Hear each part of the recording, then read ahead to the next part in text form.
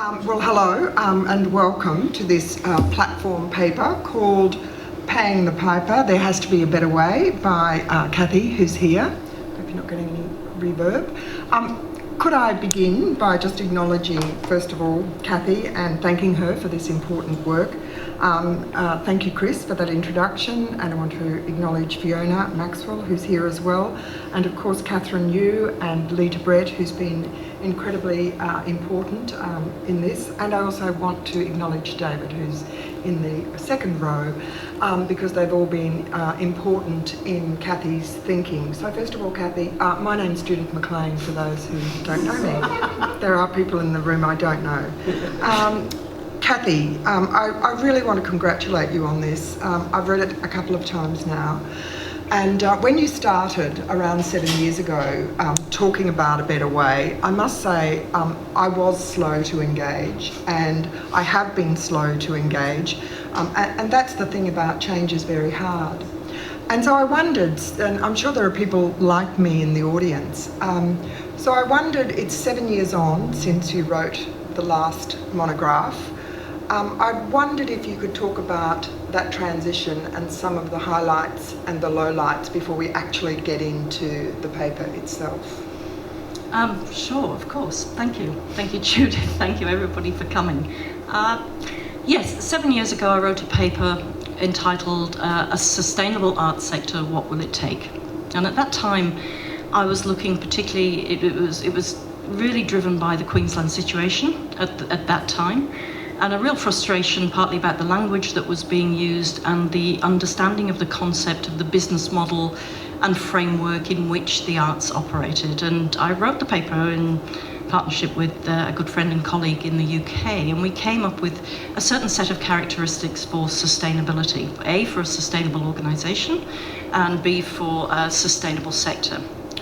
We used the word sustainability at that time because we were thinking about it in terms of its broader sense of what that sustainability means, and not the environmental sense in which it's become to be used more and more. And I think the word, and I say this in the new paper, obviously resilience is probably a much better term to use.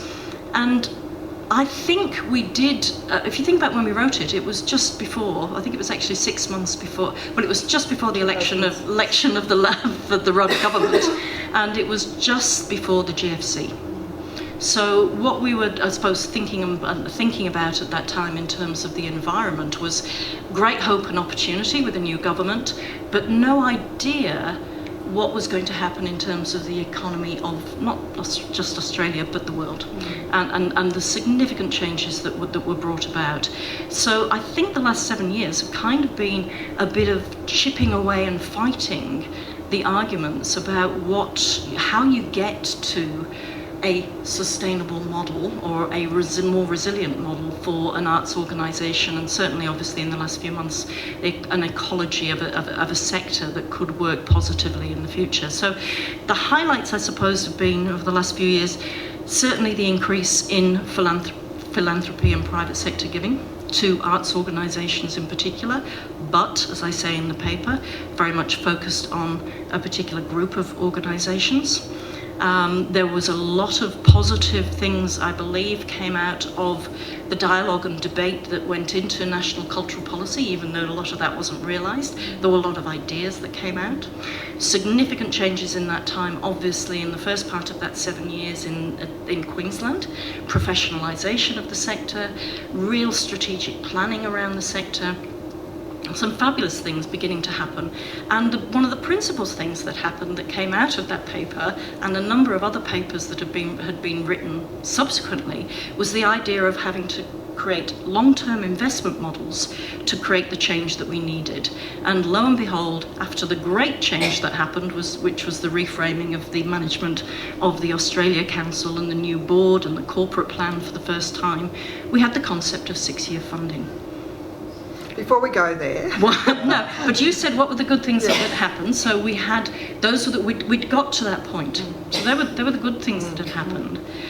The bad things that happened, I would say there are two really, really difficult things that happened. One happened in Queensland under Minister Bates, and one happened nationally under Minister Brandis. Yes. So what happened was a complete going back to in the dark ages, as far as I was concerned, as to the way in which the arts were considered and treated and thought about and planned for from the perspective of what the politicians thought the arts were there for. Thank you. And we will come back to that 120 million bombshell at some stage. I see very much the financial suggestions in the paper as being part of a much bigger framing of what needs to happen. Yeah. But I suppose that one of the things that I've been working on for the past few years has been, if we are to look at how we build resilience, we've got to move from a position of considering the funding of the arts to the financing of the arts. Now that might go, everybody might go, oh God, geez, what does that mean? That sounds horrific, because that means us all becoming commercial, and it's not at all, absolutely not at all. Financing, from my point of view, in terms of the use of the word financing, means two things. One, it means providing money for capital growth and development to enable you to do what you want to do. And funding is the provision of money for programs for what somebody else wants to do, but you might also have an interest in doing that as well. So that's what you do. It is also a mindset to think about an organisation as to how you might finance that organisation, i.e. what do you create in doing what you're doing, what value do you create across everything that you do, and who might be interested in paying for that value, and how that might be financed, as opposed to how might the government fund it or anybody else might fund it. Can I say, first of all, as soon as we're talking about the money, you're talking to somebody who's worked 30 plus years in the sector and who absolutely believes that the government should be funding and financing the arts, without a doubt. Because as far as I'm concerned, the primary purpose and why artists create, why we all work in the arts, is the creation of public value. And it is the government's role to pay for public value. Now, one of the things that I'm saying in the paper, and one of the strong themes that I'm coming up with, is that while we as a sector have been so focused on arguing to government that we are worthy of being paid for in that way because we do generate public value, we've actually not realised that the government has moved several stages on and is looking for different ways to pay for public value, whether that's education, health, or anything else. And we're not at the table. We, I don't believe, are at the table at those big discussions that are going on. We still have ministers that are playing around in the dark ages of patronage about what the arts is about and what government's role is within it. And one of those big debates, sticking with the finance thing, Judith, is on the concept of impact investing, which is a growth area, which is a new term to cover a whole series of financial tools and models around how individuals, funds, corporations, whatever, can invest in something that delivers social, environmental, cultural, and financial returns. So this is the way the governments around the world are going to try and create new frameworks, partnerships and models around how we might pay for the things all of us believe are crucial to the well-being of society in the future, including the arts. And I've sort of engaged with the impact investing debate partly through the New Models, New Money research that we were involved in, partly through the creation of the Quick Start Microloan Fund, and latterly through being part of the creation of the Arts Business Innovation Fund in Queensland, to actually try and push the arts into that discussion. Because do you know what? If we don't push ourselves into that debate and discussion, somebody else is going to do it for us. And what will happen is, in my mind, is that the way society and government is going with that discussion is that all these new instruments, so at the moment Impact Investing Australia is looking at creating a $300 million fund specifically for social impact products that are going to be created. we'll suddenly be shoved into that. And Chris, you said, no, it wasn't Chris, I can't remember, somebody, Simon mentioned about, social enterprises. We're suddenly using the term social enterprises and arts organisations having to create social enterprises. And my view is, well, we've got to be at the table saying, we don't do that. We're cultural enterprises. That's what we are. First and foremost, the value that is created is cultural value. That's what you're there for. That's what your artistic missions say. That's what artists do. We create social and economic value as well, but unless we can frame some new financing products around creating cultural value, then somebody else is going to create stuff for us, which is just going to be as bad as it was in the past. I don't know if you read Julian Merrick's comments in the monthly just recently. I think it was last month's monthly, where he talked about the rethinking, the reorganisation of federal and state funding organisations. And I think you've got something to say very solidly about that, about how the ecology and how the management of ourselves needs to be rethought. Yeah, I mean, I've always had a very, very strong view that there's been a problem, and it's a problem created probably around 15, 20 years ago in the debate in Australia about the creative industries and about the relationship between the arts, creativity, culture, and the framing of that. And I talk about it in the paper, and I think it went off the rails at the beginning. In relation to believing that these were two completely separate things, and it set up almost conflict between the two. Whereas I'd come from a culture in the UK whereby the idea of everybody being part of a much broader cultural economy and the links being there in the ecology was totally accepted. So I think it went off the rails. It set up. It impacted on the structures for funding and financing, it impacted on relationships between people, and I just don't believe that is the way to move forward. And I've always argued that if we're going to really truly believe in a cultural economy, then we should have a ministry of culture in the same way that in the UK there is the Department of Culture, Media and Sport, and there is a much bigger thinking. You are part of a much bigger system, so the way it doesn't mean losing your identity in the arts. In fact, far from it. What you've just had in the UK is the creation of this new Creative Industries Federation, whereas probably some of you have seen, some of the leading commercial operators in the UK have stood up to government and said, you cannot stop investing in the equivalent of our small to medium sector, they call them the regularly funded organisations in the UK, because if we don't have that, we can't create the commercial product that is at this other end that you also want, because we're all part of the same system.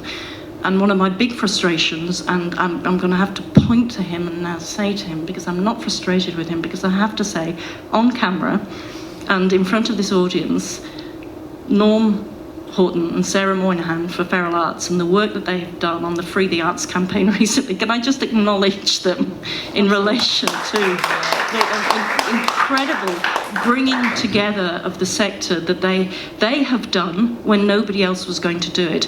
But one of my frustrations has been that we have argued the recent case, or some have argued the recent case, as the ecology being the majors and the small to mediums. Well, get over it. We're not. The small to medium sector relates much more broadly to a bigger creative cultural economy than the 28 major performing arts companies. And we are not the training ground of the 28 major performing arts companies. And so one of the arguments I have in the paper is certainly get rid of those classifications, because where you've got a major, you automatically subconsciously have a minor. And I think because of that, everybody else has appeared to be lesser than the 28 larger organisations. And don't get me wrong, again, in the same way as I believe that government should invest in the arts, I also believe that some of our best work comes from those 28 companies. Yeah. But enough is enough. Yes.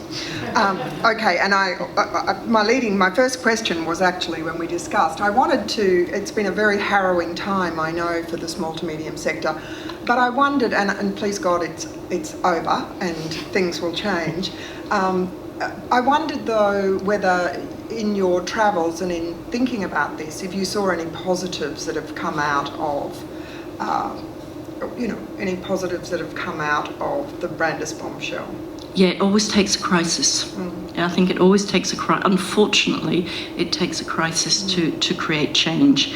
And I think one of the biggest, obviously one of the biggest things that happened, and again, that's why I wanted to acknowledge Norm and as well as several others that at Arts Peak and Theatre Network Victoria that made this happen, is the coming together. I was lucky enough to take part in the National Sector Forum in Sydney on Friday when we had a presentation from Minister Fifield, Mark Dreyfus and Adam Bant, and and I think, God, when has this ever happened? When has the sector come together? AMPAG were represented. In fact, I think there were representation from every art form you can think of, creative industries, film, everybody was there, and we were having presentations from 3 different ministers arguing their case almost as to why they were going to do something about this. So that in itself is just an enormous thing. And that's why I think this paper is very timely, because to have the answers, to have a roadmap for where to go. I don't have the answers, Judith. Well, you do have a roadmap about how to talk about that. And let's talk about this whole notion of, you talk about the UNESCO cultural cycle. And I think that's a very interesting concept. And I think, I haven't applied for funding lately, but in times when I have, it's always been difficult to get it for that whole cycle. And often, you'll get a little bit here and not. So can you talk about that? There are 2 things I talk about in the paper, just in terms of framing.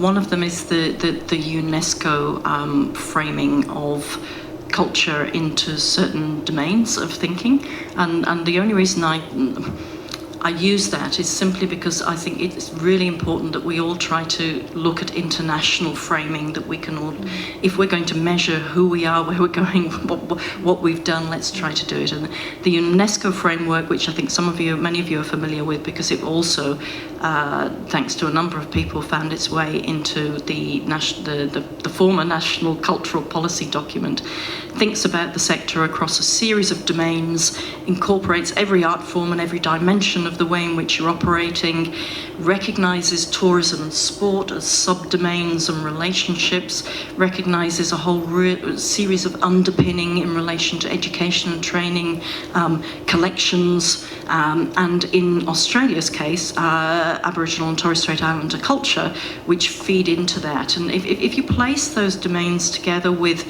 a traditional value chain turned into a cycle rather than a traditional linear value chain from creation through to consumption. And the reason for the cycle is that in the cultural economy, that traditional chain works differently. The issue of supply and demand works differently. We would have never had a Sydney Opera House if it was based on the number of people who were going to the opera in Sydney at that time. So the issue of supply and demand in a traditional format works differently. And I think now in the cultural sector, the issue of consumption creation works differently. So if you get round to the, from creation round to consumption, but it's the consumers who are also the creators. So we've got a very interesting, different dynamic maybe than trying to think about other parts of the economy. So I think we need to frame things differently as well as have them treated differently by government. So another interesting analysis that you make in the paper is, this whole notion that particularly, I think, with the Newman government, when we lost the small to medium sector, I wonder what that was coming. 12 million. Really that notion that the onus was put on the companies, that somehow they had failed. I wonder if you could talk about that. I wish it hadn't happened, but it did. And it wasn't just the Newman government. I mean, obviously, I think it's been, and it's particularly, it happens across the board sometimes. The world is changing. It's not, and its government sometimes almost blames the arts organisations for the fact the world is changing. And when I say blame, I mean sort of suddenly says to arts organisations, or you're the ones who've got it all wrong, you know, it uses, but you've got to get away from this, you've got to change the way you do things, you've got to do this. We'll just continue doing what we do and we always did, but you have to change. And I think I've just got to the point, and it was a phrase that we used at the consortium that went to the Investment Advisory Board and Arts Queensland a couple of years ago to say, look, if you want innovation from the sector, if you want the sector to change, you've got to show innovation yourselves, because you can't carry on continuing in the way that you are and using money in the way that you are with the same structures and systems and just almost throw the change, if not the blame, the change on the arts organisation. You've got to change the way you do things, and that was that is a very big theme of mine, that governments, philanthropists are all key stakeholders in the sector. The reason arts organisations are in the position they're in is because of a historical funding model that the governments were complicit in, both federal and state. And the historical funding model have left arts organisations in the weak position that they are. And your point is that we need to take charge of that conversation. And in the monograph you give, I think there are four purposes that you give for writing it, and that is, it's on, have I got the page? No, I haven't. But it's a poor understanding by government of what the sector actually is. Yeah. Yes. No. Look. I went back to the things that we said 7 years ago, and I said, well, okay, what are the things that have not happened, which is why we're in this state that we're in. One was the continued poor understanding of the ecology, which we're talking about. One was the limited sources of funding and finance that are available at a system level. We've had an increase in philanthropy at an organisational level, but where have we seen the increases at a system level? The responsibility for the gathering and dissemination of knowledge and information for the sector's advocacy, which is a whole thing in itself, and the need for new approaches. Yes. And those were the four things that basically said. And in terms, I'm just conscious of time, so if we've covered new ways of financing, new ways of, new models of financial operating. We've covered the Cultural Ministry. Would you talk a little bit about your idea about a productivity commission? I was just supporting the whole notion that a number of people have put into the Senate inquiry about let's solve this thing once and for all. And one option, I remember responding to the Productivity Commission report on the non-profit, the bigger one on the non-profit sector a few years ago, and I think there were some really interesting things that came out of that, which showed the importance of the broader non-profit sector to Australia. So I'm suggesting that there is one for the cultural economy. That might not be it. Others are beginning to talk about green papers, white papers. We need to have, but what we need is a paradigm shift. What we need is, let's move it on, let's have a bigger conversation. And I think I said this to you when we met to talk about it, that John Daly from the Grattan Institute had said at a meeting of the MPA Financial CFOs that actually the arts sector was not big enough to worry about, really. And I can see why he said that, because when you look at the arts sector, it probably isn't in that context, but when you look at the cultural economy, then you're damn sure it is. And that's the why we have to rephrase it. But the other thing is obviously the Australia. You asked before, and I should have said, one of the other good things to me that's come out of this, out of the crisis, is the support that's been shown to the Australia Council. Now, I think that's quite surprising. A few years ago, I don't believe that would have happened. But I think everybody realised that actually what is at stake here is actually not just the issue of a body, but a series of principles that underpin that body. We're all going to have problems at some point or other with that. Significant changes have been made. There was a brand new programme about to be rolled out. I think there has been such support shown for that we've got to now stand on that and be counted for that.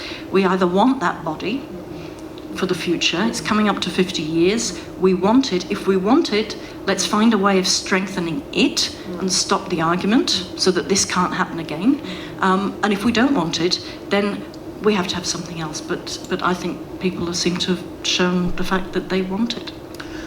One of the other things that I was very interested in was your discussion about some models in the UK and the US, particularly different models of funding. Could you just outline the AIF and how that's working? The reason I use, let me just say first of all, because I did get into trouble about this when I was in editing process about using only models from the UK, and I realised that myself, and I took a decision. I thought, we are constantly told to look at the US for what is happening. And my concern about that is that it's a very different society and very different structures and a very different social contract between the people and the government in relation to how things are funded and financed. The systems and structures that we have in Australia have come from a particular model, and what we've got to do is look at how those models are changing in order to inform our own. So I basically talk about several things that have happened over there. Creative United and the organisation that has really taken microfinancing for the arts in a big way, which has been coupled with capacity development. The new Arts Impact Investment Fund, which is a huge £7 million fund that has been put together to create debt financing instruments for business development for organisations. I talk about live theatre. I was just having a chat with Chris before and looking at organisations over there who have managed to use new forms of investment to completely finance a change in their business model. Yeah. So, the other thing you talk about is the sort of interrogation of free money, grants as free money or non-restricted money. How do we change that mindset? Well, I think the problem is that there is a view, and that we have in our heart of hearts, that the best money to have and the freest money to have is through grants and government grants. And my view of that is that actually when you drill down into it, what you get for your government grant and what you have to do for your government grant most of the time is actually can lead you off purpose and mission as an organisation, can actually cost you more than the money that you're getting, etc., etc. But we still think that's the best thing to have. Sadly, I think it is partly because we want that endorsement. And I was also having a great conversation with the Australia Council just before this crisis happened about the fact that those who didn't get 6-year funding should perhaps also be told that, this is if the 6-year funding went ahead, should be told that they had only just missed out, and they got a special letter to actually be told that they had only just missed out, that they could use to attract other funding, because there was nothing wrong with them. It was the fact that the government didn't have enough money to fund them. But that's the problem with government. There's a kind of psychological thing that we have to get over, isn't there? We've got to get over the psychological thing, but we've got to get over the way in which we can actually find ways to create as much unrestricted income as possible, however you do it, which is the income that you can choose to do what you like with. And that, for me, is the end point, because I'm only in this. I mean, I've only ever worked in the arts for one reason, and that is because at the end of the day, I believe in the power of artists and how artists can actually change the world. But I believe it's the artists who need to take that decision about how they do it. And when they're given the freedom, allowed to take risk, then that's when we get the excellence that everybody seems to want. And although that's the perfect segue to open up, I am going to ask you one final question, and that is around, in the 7 years of microfinancing and different methods of investments, have there been great stories to tell? Look, I mean, it hasn't really been 7 years in that. I mean, the Quick Start Fund that Positive Solutions together with Brian Tucker started has been a very small thing. But when I look at the number of artists that have gone through that now, which is probably about 60 or 70, I think, around that, and what they've done and where they've got to, and now getting some that are using it 2 or 3 times over and see it as part of the way in which they can do what they want to do, there is definitely a model there. What's just happened is that 2 organisations in South Australia have now taken up the model and are going to use it. There is talk about it developing into a bigger model, but everybody knows around the world that microfinance can work. It's just the way you structure it. Cathy, thanks for those really considered and deliberate, the considered and deliberate thinking, and thank you for putting it into such a coherent and easy to read, but really it is, I believe, a road for the future. So thank you for that. And with that, I'm going to open it up for questions to the audience. Thank you, Judith. Didn't seem very coherent to me when I was saying that. It was very coherent. In fact, you didn't need me at all, but anyway.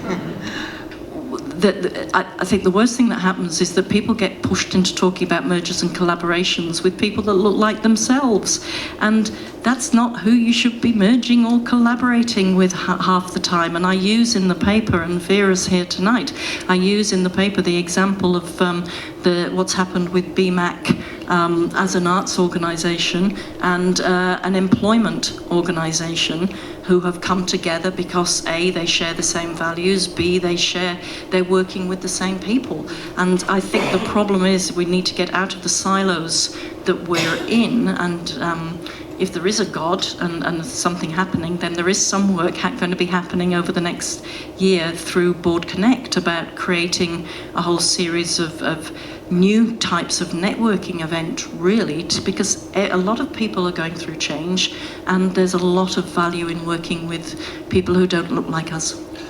There is, although in the paper you actually make quite a distinction between cultural organisations and social organisations, don't you? And saying, you know, we definitely don't want to be placed as social organisations. Oh no, yes, absolutely, not as and not as in that in that context, absolutely. Yeah. But that is a different. To me, that's a very different thing. But I think it's worth pointing it out. Completely. The other thing I would say, having tried to do a merger, not last year, is in the sector we need much more generosity of spirit around, and we need egos to just really settle down in the sector. Now I'm becoming the speaker, sorry. Other questions? Catherine, did you have one?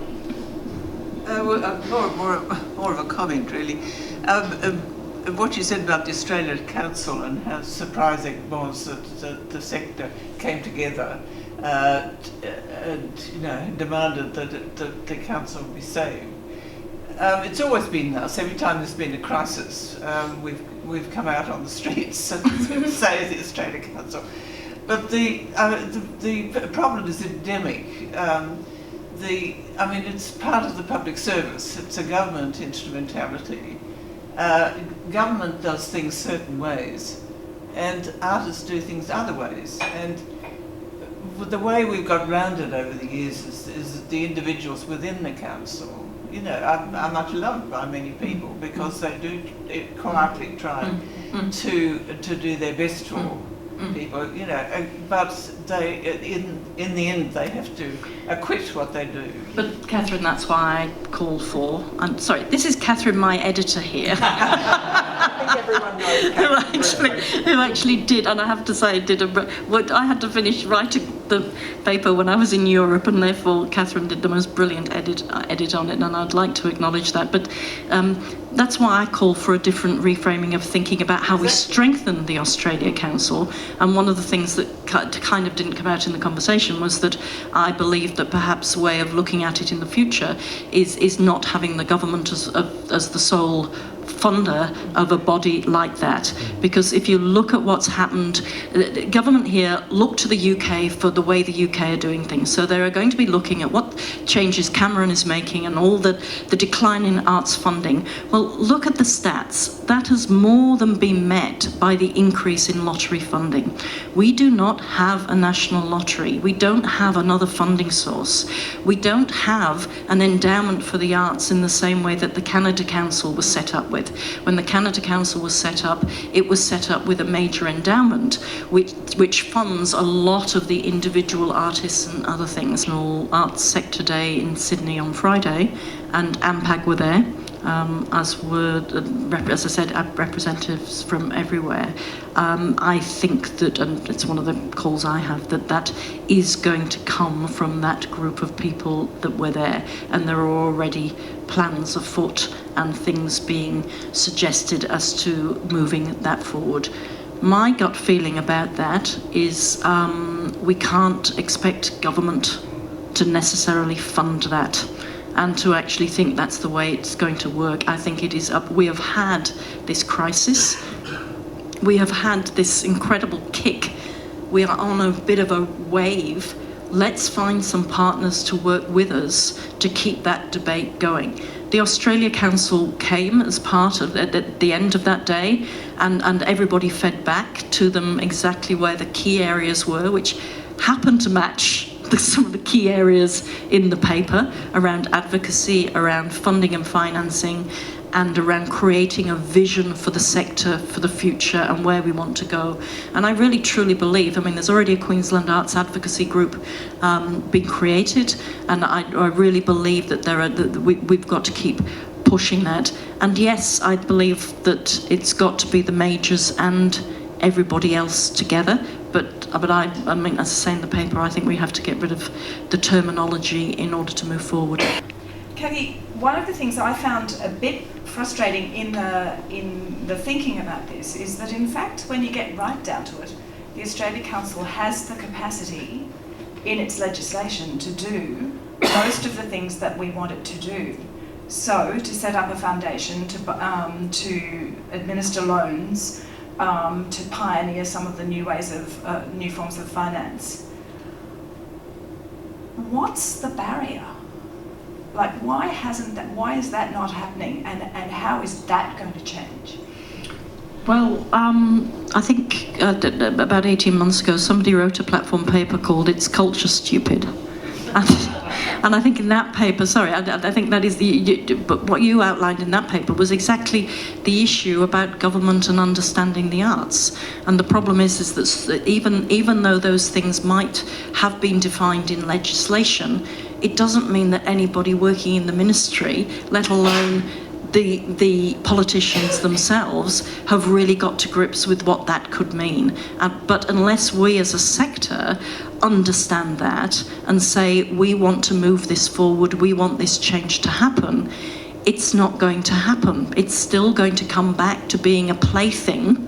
The arts will continue to be a plaything of certain ministers at certain times because they're still not up there on the level at which they need to be taken seriously. So the one thing I call for in the paper, as well as the sector being able to move forward as a sector, is also for a group of senior players to come together, financial heads, leading artists and others, to actually try and nut some of these things out once and for all as to why that doesn't work, and actually get into the nuts and bolts of the legislative framework to say, let's make sure that this can't happen again, so that the Australia Council can play the role that it is supposed to be set up to play.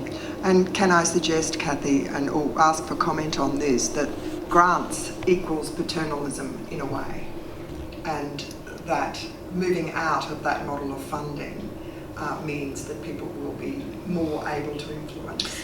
But moving out, for me, Judith, not in the model of funding, but model of funding of grants in the way they've been used, and moving to a much clearer understanding of how you could use grants, you could use government funding to build resilience in organisations so that they could move forward much easier in the future. So it's not about getting rid of government money at all. Hi Cathy, Gillian Gardner here. Hello, Gillian Gardner. The Office of Commonwealth I can't Games see Delivery anybody down there at the moment, so I am still a bureaucrat and kind of still an arts bureaucrat. I'm heading up the team delivering the cultural program as part of the Commonwealth Games to be held on the Gold Coast in 2018. This is probably more of an observation or a comment than a question, but I know in my, I think it's 15 odd years as an arts bureaucrat, there have on a number of occasions been trotted out arguments about what the arts might have to learn from sport, in terms of, I guess, that pyramid structure of broad grassroots participation right through up to the elite level, and kind of somewhat, I imagine, or I believe, erroneous comparisons being made between that same pyramid in the arts from, you know, your local dance school up to the Australian Ballet. I don't agree with that kind of parallel, but the observation I want to make is something that I've seen the Commonwealth Games Federation do in the last 6 months or so, which is make a cultural program to be delivered as part of a major sporting event that the Commonwealth Games is, a compulsory part of the bidding process. So now when a city is bidding to host a Commonwealth Games, if they don't have a cultural program, they needn't even bother bidding. And the quality of a cultural program that they're presenting is something that their bid will be assessed against. And I just wonder about trying to harness, I suppose, the momentum or interest or acknowledgement of an international or global body like the Commonwealth Games Federation, acknowledging the value of culture along with legacy, which is something else that is front and centre for them. I wonder if there's anything for us to harness out of that kind of interest and support, I guess, for the arts and culture. Look, I think that's a brilliant idea. I think that's back to what I was talking about in relation to linking ourselves back to international framing that's going on. And to be honest, if you think about it, is that I don't necessarily think that anybody in the current, certainly not the current government we have at a state level, and certainly probably not now the government that we have at a federal level, is going to deny that actually culture does have a major role to play. I mean, I wrote most of this before the change in leadership, and had to very quickly fix some of the stuff in it because of that. Because I do believe that we've seen a real blip, almost we'd got done 2 steps forward, 1 step back, but it's the damage that 1 step back can do when it happens. And what we have to do is try and make sure that damage doesn't happen again. So I do believe that we now have in the federal government, and certainly from what we heard on Friday, and at a state level, a desire to engage in that way. And I agree with you totally, Gillian. I think if we can actually use certainly from a Queensland perspective in particular, that importance of how you do embed and make it happen, because actually the world thinks it's important, and place us in the world conversation, in the international conversation, not just in the Australian small political conversation about where culture sits. What, in your opinion, is the biggest misunderstanding government has about the arts? And conversely, what's the biggest misunderstanding the arts has about the way government operates? And the reason I'm asking you that question is because on the way over, my colleagues and I heard a radio report about the Grooving the Move Festival, the contemporary music festival that delivers regionally, that has just announced its 2016 program, and the only place it delivers in Queensland is in Townsville, and the producers have just signed off on a joint letter to the federal government saying we need $100,000 from you because we can't deliver in Queensland. And it just seemed to me to highlight the massive gulf between understanding how something like that should operate on both sides.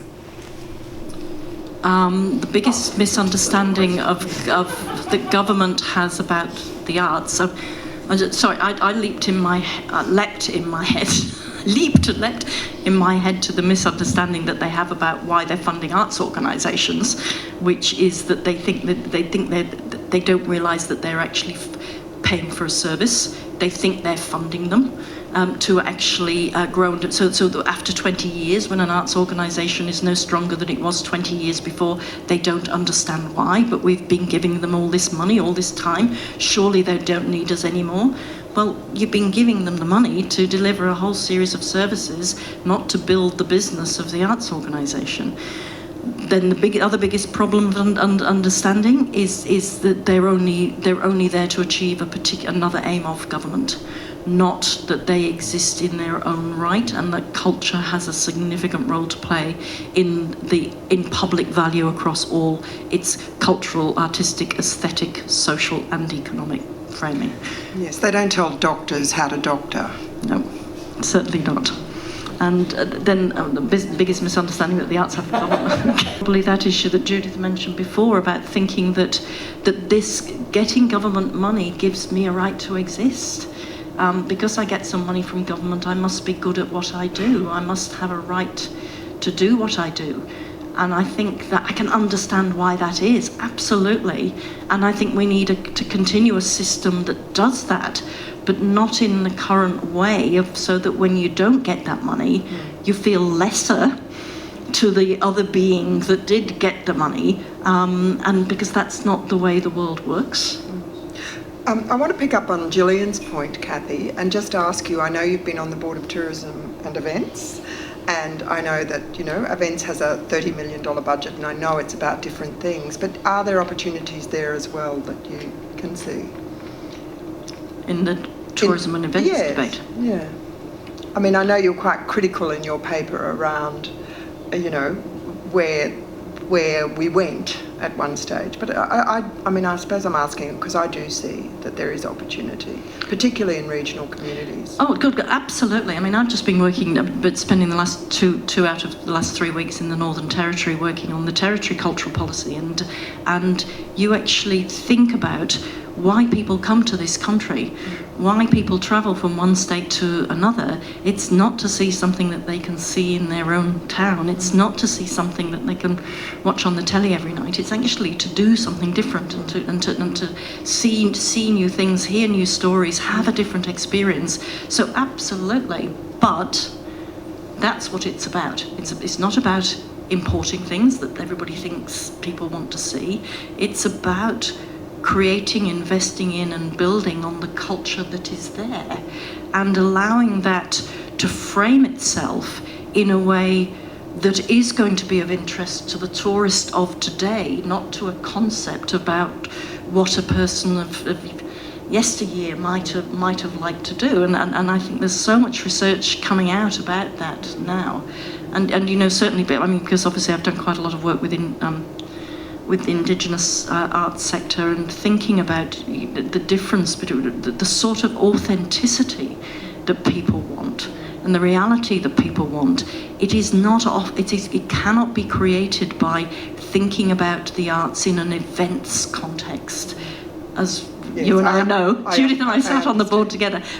We can't think about it in that context. We've got to invest in it, growing and happening, and then we might have the Burning Man Festival, something that is unique to place, that actually came out of it. I mean, it takes me back, so it's wonderful to see Jonathan here tonight. I was at Jonathan and the River Festival. I'm going back to that, thinking about what River Festival was about, what that actually was about, was thinking about how do you celebrate the culture of your community in a way that, and make that something big.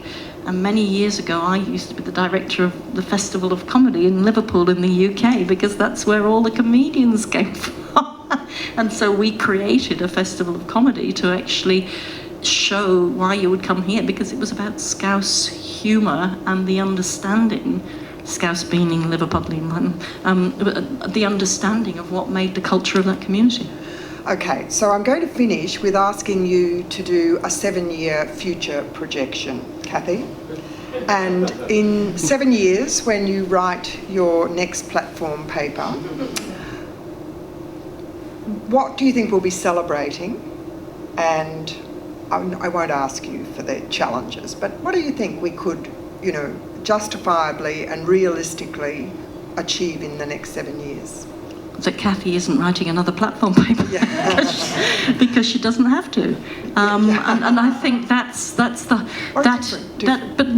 is kind of the whole point. I mean, I am at a point where I'm beginning to think about the fact that I'm going over the same stuff again. I don't actually want to continue working much longer doing what I'm doing and making a change, and I think that's why I'm at the point of thinking I can't, as a legacy to people coming behind me, leave what we've got at the moment, because I don't believe it's right. And it is up to us and our generation to say, we've actually got some of this wrong. We've actually been using some of the wrong arguments. We haven't used the ones that we needed to strongly enough, or we haven't argued for change and done things in a way before now. And so I would hope that, no, I don't have to write another paper like this. I would like to think that the innovation agenda is taken forward in a way that is not party political, that Australia needs a different framing of itself in the world, of the way it deals with diversity coming to the country, and culture and the arts play that significant role in that. In the economy, culture and the arts play a significant role in that. In the well-being of all of us who are going to get older in the next few years, the arts play a significant role in that. And that's what I want to see. I want to see what I've been fighting for since when I was a teenager and suddenly had the arts open up the world to me. I want the arts, as I always have, opened up to everybody to understand that the world can be a better place, and we don't have to write papers like that. I want you to thank Cathy, and for these reasons. I think it's an incredibly complex argument that she has pulled together. She's pulled it together in a very digestible fashion. I suspect that in 7 years' time we will have moved, and part of that will be, a large part will be because of the clarity of thinking that you've done in this paper. Thank you, Cathy. Thank you, Judy.